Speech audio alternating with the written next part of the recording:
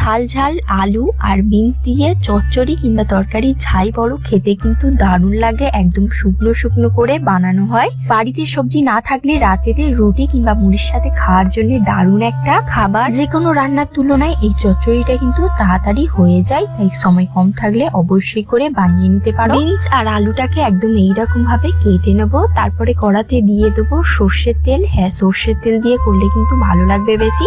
একটা শুকনো লঙ্কা ভেঙে দিয়ে দেবো, সাথে অল্প করে কালো জিরে দিয়ে দেবো। এগুলো লাল হওয়ার জন্য অপেক্ষা করব।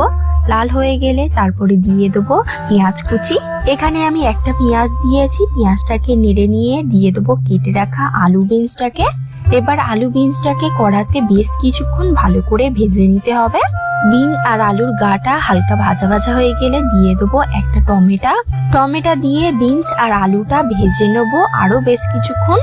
বিন আর আলুর গাটা ভালোভাবে ভাজা হয়ে গেলে দিয়ে দেবো স্বাদ মতো লবণ, 1 চামচ হলুদ গুঁড়ো আর 1/2 চামচ লঙ্কার গুঁড়ো। লঙ্কাটা স্বাদ অনুযায়ী আপনারা দিয়ে দেবেন। মশলাটা দিয়ে ভালো করে কিছুক্ষণ নেড়ে নিতে হবে, সেই কারণে সামান্য জল দিয়ে দেবো। জল দিলে কিন্তু মশলাটা কড়াটা চুঁয়ে যাবে না, অনেকক্ষণ তো ভাজা হচ্ছে তাই। তো তারপরে দিয়ে দেবো অল্প করে কাশ্মীরি লঙ্কার গুঁড়ো কালার হওয়ার জন্য, আপনারা চাইলে নাও দিতে পারেন। তো তারপরে এবার সিদ্ধ হওয়ার জন্য পরিমাণ মতন জল দিয়ে দেবো।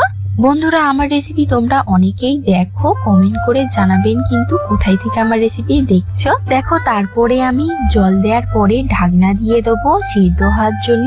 আমি কিন্তু ঝোল একদমই রাখবো না, তরকারিটা একদম শুকনো শুকনো করে নেব। সিদ্ধ হয়ে গিয়েছে, ঢাকনাটা খুলে নিয়েছি। দেখো কতটা শুকনো শুকনো হয়েছে। উপর থেকে অল্প করে ধনেপাতা কুচি ছড়িয়ে দিয়েছি।